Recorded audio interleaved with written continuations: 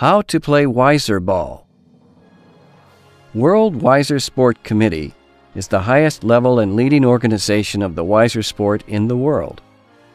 First-term personnel of World Weiser Sport Committee were solemnly inaugurated at a ceremony held on March 2, 2013, at the headquarters of World Weiser Sport Committee in California, USA. This committee has produced this tutorial for the purpose of bringing the Weiser sport to the whole world. We have used simple explanations to help people learn and be able to play Weiser within the shortest possible time. We will show an animated movie of a simulated game. As the game is progressing, the basic rules of the Weiser game will be described and explained to you. Please note that the ball numbers mentioned in this simulated game are just examples. They are used to facilitate explaining the rules. In a real game, there is no need to play the balls in the same order as the ball numbers are played in this tutorial. A ball with any number can be played at any time.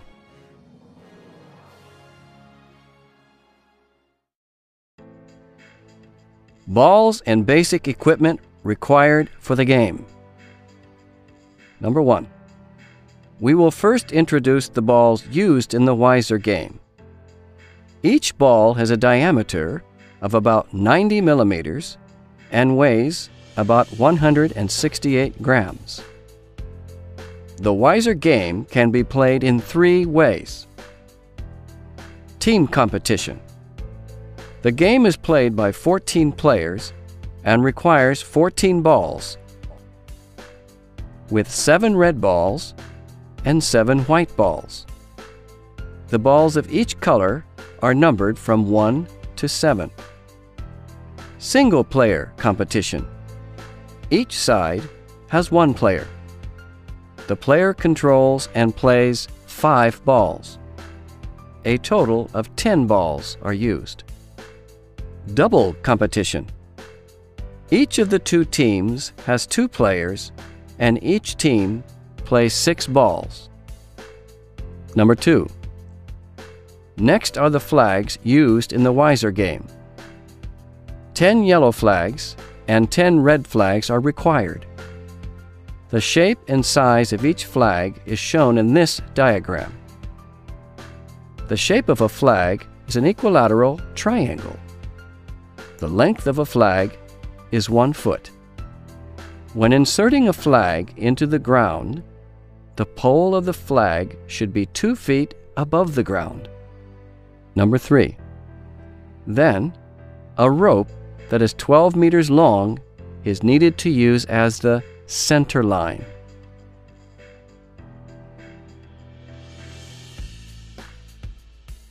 Standard playing field of an official game. The field for Weiser games can be with grass or without grass. The grass can be tall or short.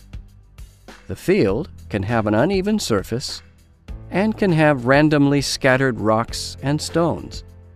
It can also be a slanted hill or an irregularly shaped field. It can even be an indoor environment.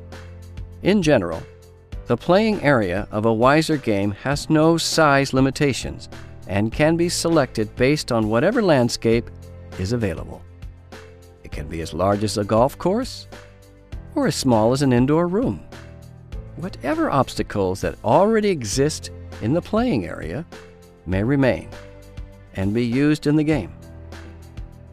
Steps of setting up the game playing field. Step 1. Set the center line. The center line is set by laying a rope with a length of 12 meters. Step 2. Set the serving lines of the 2 opposing teams. The serving line of each team shall be 12 meters away from the center line. Each serving line is also 12 meters long.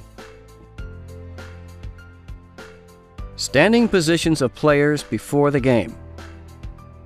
The rules of the Weiser game are explained using an animated movie of a simulated team competition game. However, these rules are applicable to single-player or double-player games as well. The two opposing teams of a Wiser game are the red team and the white team. In team competitions, each team has 7 players. Each player uses one ball with his or her player number on it. When practicing, a team may have fewer than 7 players. In a team game, players of each team stand on the team's serving line. The team's captain is always player number 1 and stands at the center of the line. 3 players stand at each side of the captain. From the position that is closest to the referee, the order of players is 2, 3, 4, 1, 5, 6, 7. If player number 1, the team's captain, is eliminated from the game, then player number 2 will become the succeeding captain based upon the order of ball numbers. When player number 2 is eliminated, then player number 3 will be the successor, and so on. This is the order to be followed in all situations. At the start of the game, all balls are contesting balls. Players have the right to use such balls to launch attacks. How to serve the balls and set up the balls' positions. The order of serving between the two teams shall be determined by the drawing of lots. In this case, the white team has won the drawing and will serve first. The red team will serve next. The two teams will serve alternatively until all balls have been served. Within a team, the order of serving does not have to follow the order of ball numbers. There is no fixed direction, path, or distance for serving a ball. A ball can be served anywhere within the entire playing field. However, a team has to serve a minimum of 2 and a maximum of 5 balls beyond the center line. Otherwise, the serve will be disqualified. When serving, if the ball being served hits any ball of the opposing team or the player's own team, the serving will be regarded as invalid. The ball that got hit will be placed back to its original position. Then the player serving the ball will take back his or her own ball and serve again.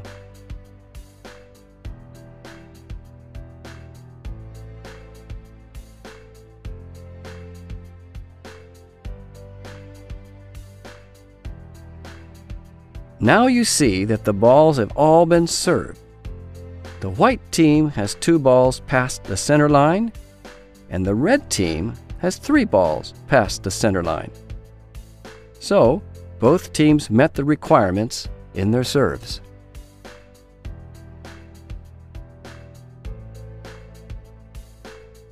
After serving the ball, each player stands next to his or her own ball and is ready to contest.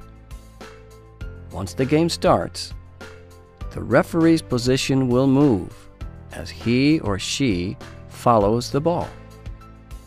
Because the white team won the drawing and served first, now the white team also attacks the red team first. The time limit is 1 minute for each team to discuss strategies. Now, player number 2 on the white team will attack after the white team's discussion. Before hitting a ball, the player must call out the ball number of the opposing team that he or she intends to attack. For example, before the white team's player number 2 attacks the red team's number 4 ball, he or she calls out, "I am going to hit red 4. This is to let the opposing team have the opportunity to intercept the attacking ball. As we see next, the white team's player number 2 launched the ball to hit the red 4 ball. The red 4 ball got hit. The referee ruled red 4 to be first locked. A yellow flag is inserted next to it. The sign of white 2 on the yellow flag indicates that this ball was first locked by white 2. When a contesting ball is hit, it will be first locked. A yellow flag will be inserted next to it. Now it's the red team's turn to attack. After discussion, they decided to let red 6 attack. In this case, we saw that red 6 hit white 2. White 2 is now first locked. A yellow flag has been inserted. Because white 2 had hit red 4 before white 2 was hit, now the first locked status of red 4 is removed. It becomes a contesting ball again. Now the white team attacks again. We saw that white 4 tried to attack red 1, but missed. Next, the red team will attack. Red 4 decided to attack the first locked white 2. If any flag within the playing field is in the way of the path of attack, the flag can be moved to another spot to let the attacking ball move forward. In this attack, red 4 hit white 2. Now, white 2 got hit twice. Its status becomes second locked. The yellow flag will be replaced by a red flag. The signs of red 6 and red 4 indicate that white 2 was hit at different times by red 6 and red 4. Now, the white team attacks. We saw that white 4's attack hit red 1. Red 1 is first locked, and a yellow flag has been inserted. Now it's the red team's turn. In this situation, red 6 hit the second locked white 2 again. After getting hit 3 times, white 2 is struck out. The white 2 player will then take his or her ball and leave the playing field. This player is no longer allowed to play this particular game again. Whenever a second locked ball is hit again, it will be ruled as struck out from the game. Next, the white team attacks. White 7 launched the attack and hit red 1. Red 1 is now second locked with a red flag. In this turn of the red team's attack, red 6 hit white 4. White 4 is first locked with a yellow flag inserted. Because white 4 had hit red 1 once, now that white 4 was hit, the second locked status of red 1 is relieved once. Its status is now first locked.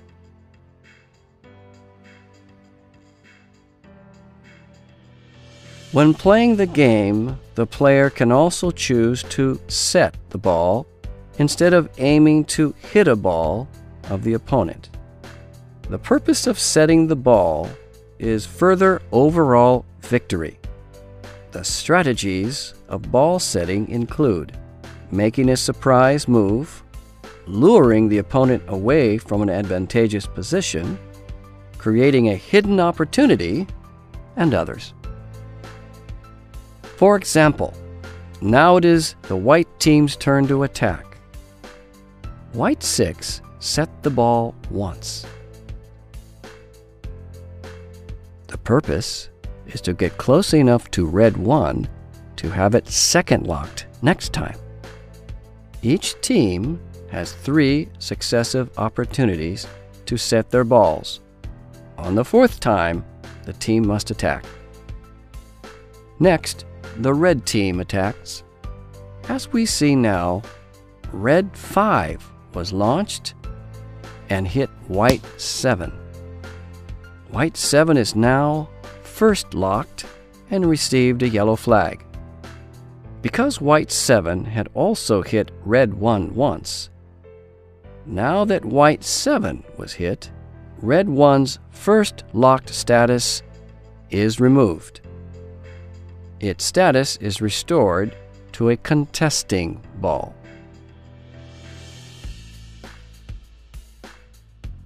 How to set up the capture zone. As the 2 teams launch attacks and put up defenses against each other, eventually one of the 2 teams will have only one contesting ball left. At that time, the capture zone must be set up. Without the capture zone, that remaining ball could go anywhere without limit and would never be hit. The capture zone is the rectangular area between the 2 teams' serving lines. Its range is 12 meters by 24 meters. How to reposition balls within the capture zone. After setting up the capture zone, the 2 teams must reposition the remaining contesting balls and locked balls inside the capture zone. The way to reposition is to pick up the balls from their original positions and then arrange them arbitrarily on a repositioning line that is 1 meter inside the team's serving line. The team that has more than one contesting ball left will reposition first. In this case, the red team first repositions the 3 remaining contesting balls, red 1, red 5, and red 7, and the first locked red 4. Then, the team with one contesting ball will reposition. Now the white team is repositioning the remaining contesting ball, white 5, and the 3 locked balls, white 3, white 6, and white 7.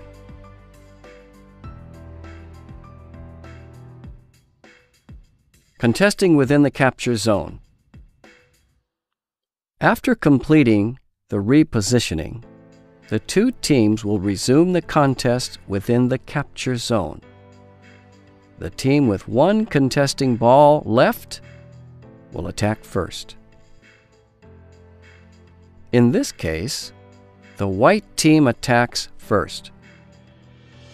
White 5 has decided to set the ball this time in order to get closer to the red team and be able to hit accurately.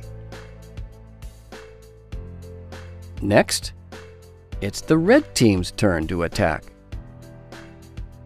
They chose to let red 7 attack white 5. However, red 7 did not hit the target. Also, it went outside of the capture zone.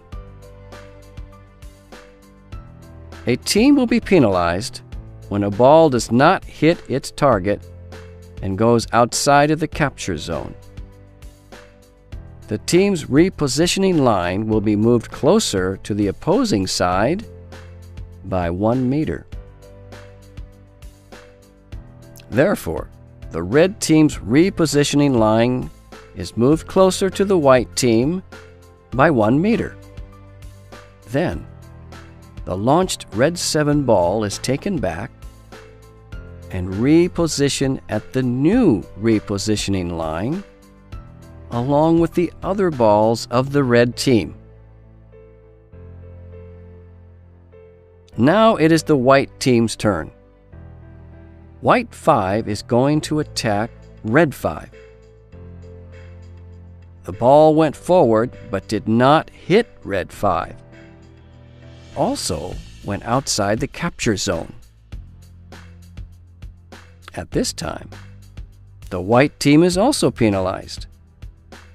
The white team's repositioning line is moved closer to the red team by 1 meter. Then, the launched white 5 ball is taken back and repositioned at the new repositioning line along with the other balls of the white team.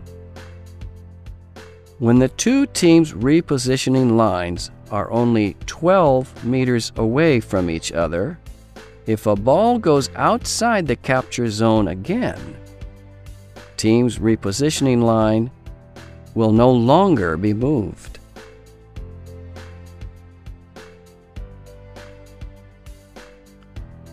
Next, the red team is going to play.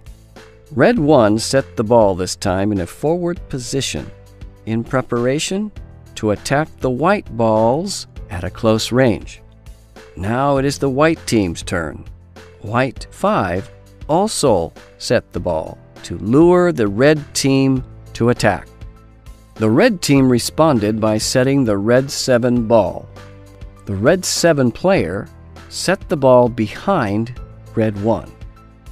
Its purpose is to protect red 1 from being attacked. At this time, white 5 is being pressured by the advancing red balls. After discussion, the team decided to attack red 1. After white 5 hits red 1, red 1 is first locked with a yellow flag. Because red 1 hit the first locked white 3 once before, the hit on red 1 this time has removed the first lock on white 3. It now becomes a contesting ball again. At this time, because the two teams both have 2 contesting balls, the capture zone no longer exists. It is the red team's turn now. In this play, red 7's attack hit white 5. White 5 is then first locked with a yellow flag. White 5 had hit red 4 and red 1 earlier. Every time white 5 is hit, only one red ball can be rescued. The one hit first is rescued first. Because red 4 was hit first, it is rescued now. Now the white team has only one contesting ball left. At this time, the capture zone must be set up again. All balls remaining in the playing field will be repositioned.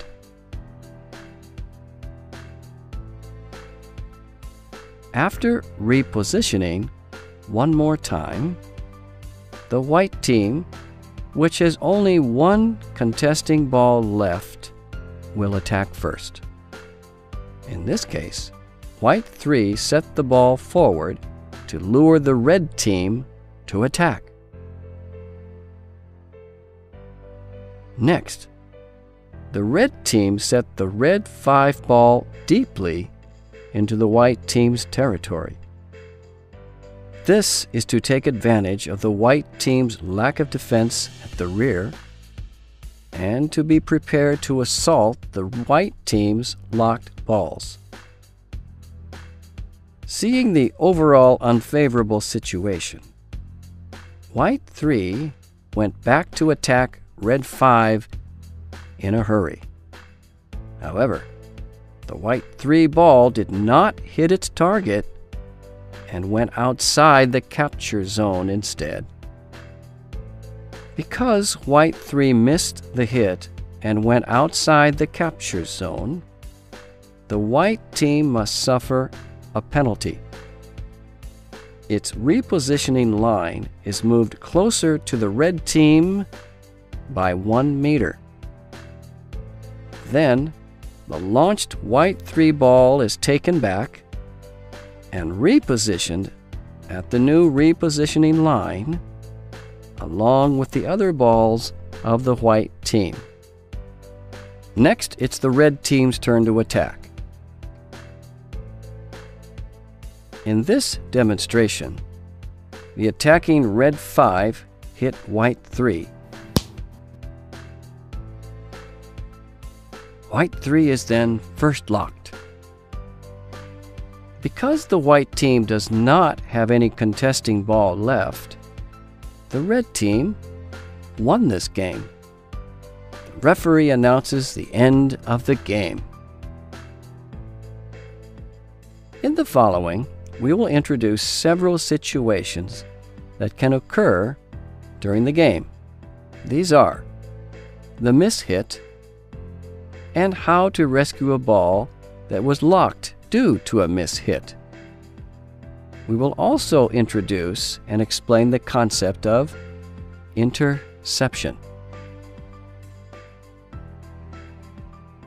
Mishit. A ball hitting a ball of the same team is called a mishit. A mishit is always a serious error. Therefore, the ball that mishit another ball of its own team will be ruled as being eliminated from the game. The status of the ball hit by a mishit is determined based on its prior status. If it was a contesting ball before being hit, it will now become first locked. If it was already first locked, it will be second locked now. Similarly, an already second locked ball will be struck out by a mishit. In this case, Red 7 tried to hit White 6, but missed. Instead, it mistakenly hit Red 5. This caused a mishit. Due to this mishit, Red 7 is ruled to be eliminated. Red 5, which was originally a contesting ball, is now first locked with a yellow flag. Please note here that because of the first lock status of Red 5 was caused by a mishit, the situation cannot be used to rescue White 7, which was first locked due to being hit by Red 5. White 7 can only be rescued if other contesting balls of the White team hit Red 5.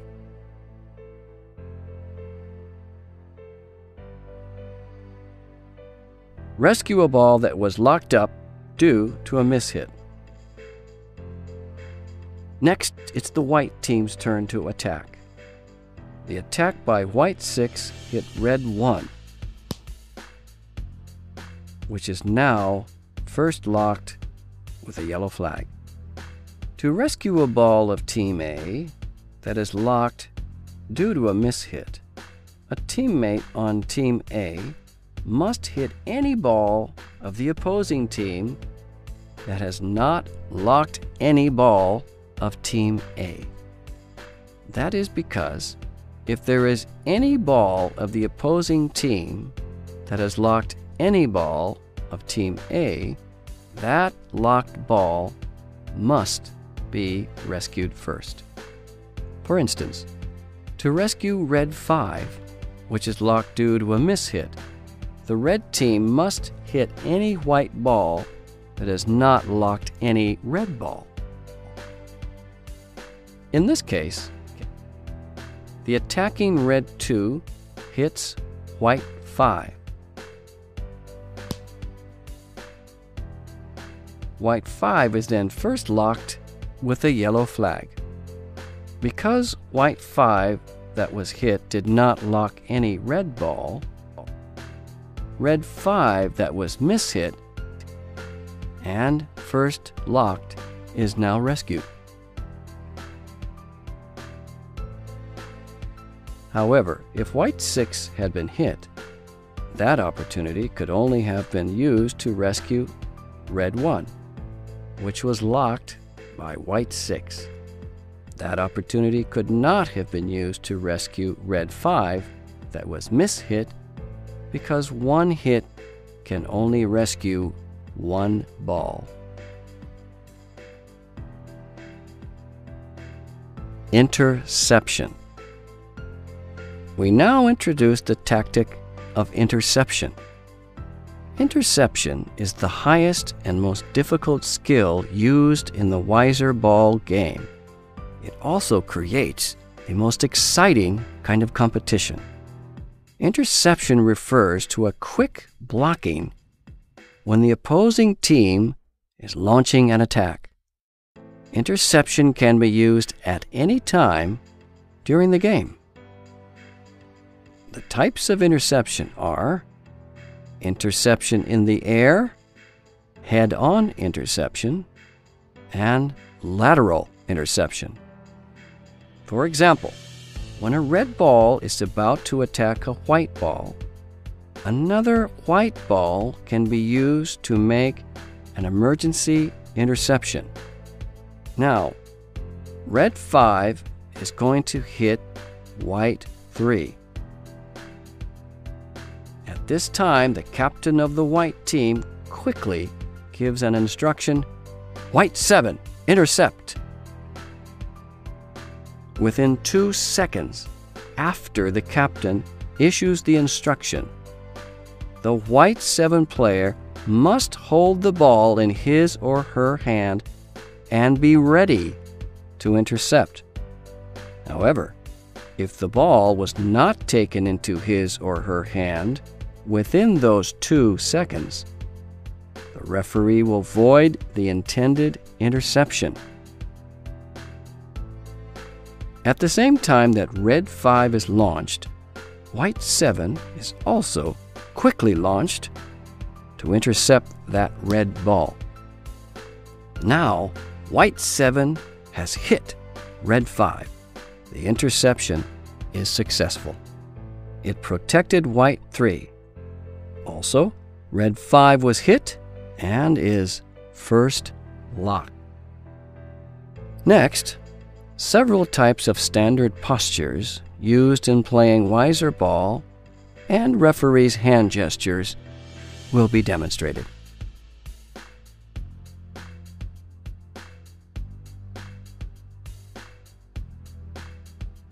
Now we will let athletes demonstrate several regular postures for playing the ball. First, the front foot should step behind the ball but should not be in contact with the ball. Then, you can hold the ball in the hand you regularly use to play the ball. Before you shoot the ball out, your back foot cannot step past the front foot. The basic ways of playing the ball are a rolling hit, a shooting hit, and a tossing hit. In addition, the body posture can be tall standing, bow standing, and squatting. With each body posture, you can hit the ball in any of the 3 ways. Feel free to choose any way that your body likes. Next, please see the actual demonstrations. First example, a tossing hit with the tall standing posture. Now I am going to demonstrate tossing hit with the tall standing posture. I'll be attacking red 7.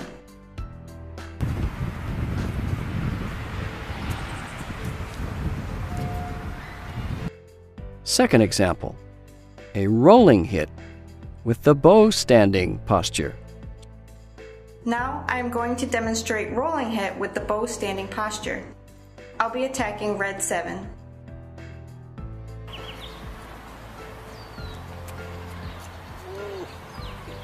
Third example, a shooting hit with the tall standing posture. Now I'm going to demonstrate shooting hit with the tall standing posture. I'll be attacking white 2.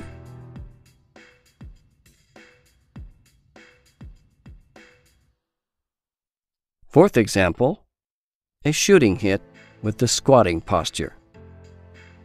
Now I am going to demonstrate shooting hit with the squatting posture. I'll be attacking white 3.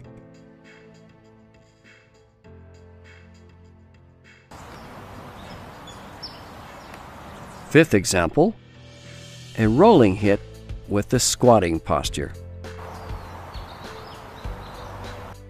Now I am going to demonstrate rolling hit with the squatting posture. I'll be attacking white 3.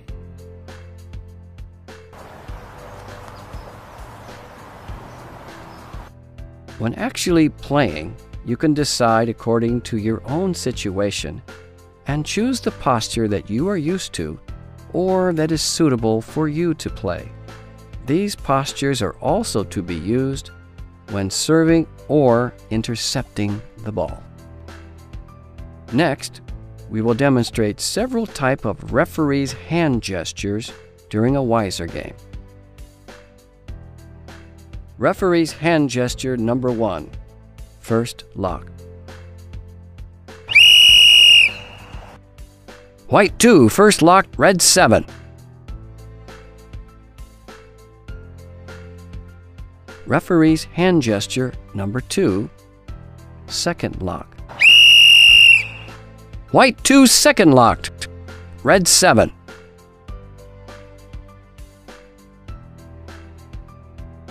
Referee's hand gesture number 3, strikeout. White 2, struck out, red 7.